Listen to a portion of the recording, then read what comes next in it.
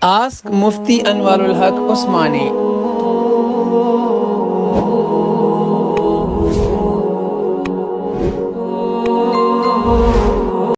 یو ملګری دا سوال کړی دی چې مونږ چې دی نو یو ښه کار وشي د هغې نه بعد مونږ د شکرانې نوافل کوو، 2 رکعته نفل وکړو. آیا دا د اسلام په نظر کې جایز دي؟ ماته یو کس ووایي چې د شکرانې نوافل نشته دی.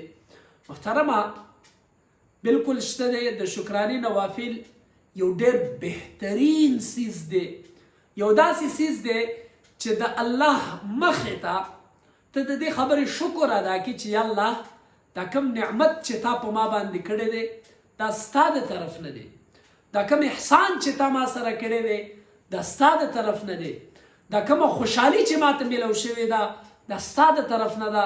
د الله تعالی د شکریې ادا کولو دپاره، د الله د حمد بیانولو دپاره، د الله د شکر ادا کولو دپاره خپل جبینه نیاز د رب ذوالجلال په بارګاه کې ټیټول، دې ته ویلی کېږي 2 رکعته نفل شکرانه.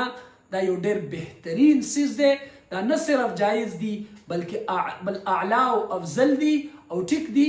د دې په باره کې هر قسمه چې څوک غلطې خبرې کوي دا غلط دي، دا ټیک نه دي.